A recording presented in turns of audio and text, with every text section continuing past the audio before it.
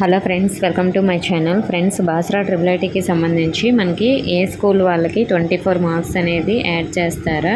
So మరి 24 marks అసలు add చేస్తారా లేదా అనే దాని గురించి వీడియోలో తెలుసుకుందాం. అసలు ఏపీ వాళ్ళు అప్లై చేయడమే వేస్ట్ అండి, ఎందుకో కూడా ఈ వీడియోలో తెలుసుకుందాం. వీడియోని అయితే అక్కడ స్కిప్ చేయకుండా వినండి.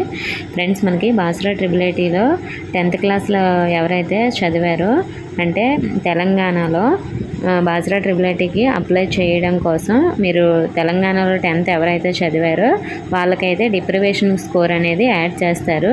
అలా అని అన్ని స్కూల్కి యాడ్ చేయరండి, ప్రైవేట్ స్కూల్ అలాంటి స్కూల్కి అయితే యాడ్ చేయరు.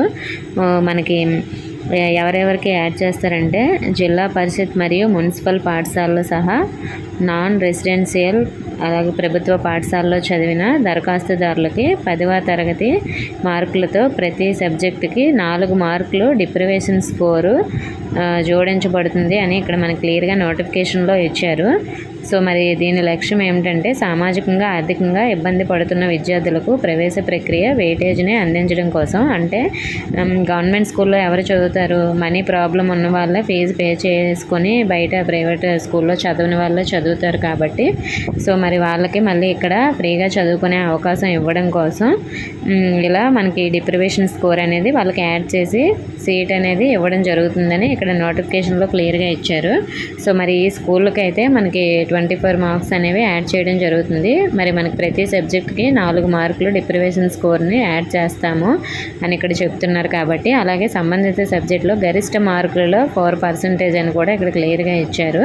సో కాబట్టి మనకి మార్క్స్ అయితే యాడ్ చేయడం జరుగుతుందండి ఖచ్చితంగా. మరి ఏపీ వాళ్ళకైతే అప్లై చేయడం వేస్ట్ అని ఎందుకన్నానంటే మీకు ఈ 24 మార్క్స్ యాడ్ చేయరు, అది పక్కన పెడితే మీకు అప్లికేషన్ ఫీజు అనేది 1500 ఉంటుంది. సో అప్లై చేసిన తర్వాత మీకు సీట్ వస్తుందో లేదో తెలియదు. సో మరి మీరు ఫస్ట్ అంత బడ్జెట్తో అయితే మీరు అప్లై చేయాల్సి ఉంటుంది. అలాగే అప్లై చేసిన తర్వాత మనకి ఫీజు రియంబర్స్మెంట్ కూడా వస్తుందో లేదో తెలియదు. ఎందుకంటే ఒకవేళ మీకు బాసరా ట్రిపుల్ ఐటీలో సీట్ వచ్చినా కూడా అదర్ స్టేట్లో చదివిన వాళ్ళకి ఇక్కడ మనకి ఫీజు రియంబర్స్మెంట్ ఇవ్వచ్చు, ఇవ్వకపోవచ్చు అండి. ఇంతకుముందు అయితే ఇచ్చారు, కానీ ఇప్పుడు వాళ్ళకి వెరిఫికేషన్ అనేది ఆపండి, ఎస్సీ ఎస్టీ వాళ్ళకే ఇవ్వండి, అదర్ స్టేట్ వాళ్ళకి అనేది ఇక్కడ మనకి సచివాలయంలో ఇన్ఫర్మేషన్ వచ్చిందని చెప్తున్నారు. కాబట్టి సో మీరు అప్లై చేయడం వేస్ట్. బాగా మార్క్స్ ఉండి మాకు సీట్ వస్తుందో లేదో మేము చూసుకొని జాయిన్ అవ్వాలో లేదా డిసైడ్ అవుతాం అనుకున్న వాళ్ళే అప్లై చేయండి. ఓకే ఫ్రెండ్స్, మీకైతే 24 మార్క్స్ అనేవి తెలంగాణలో యాడ్ చేయరు, ఏపీలో యాడ్ చేస్తారు కానీ. ఓకే, ఇంకా ఏమైనా డౌట్స్ ఉంటే కామెంట్ చేయండి. ఇన్ఫర్మేషన్ వస్తే వీడియోని లైక్ చేసి మీ ఫ్రెండ్స్కి షేర్ చేయండి. మన ఛానల్ సబ్స్క్రైబ్ చేసుకోండి. Thank you for watching.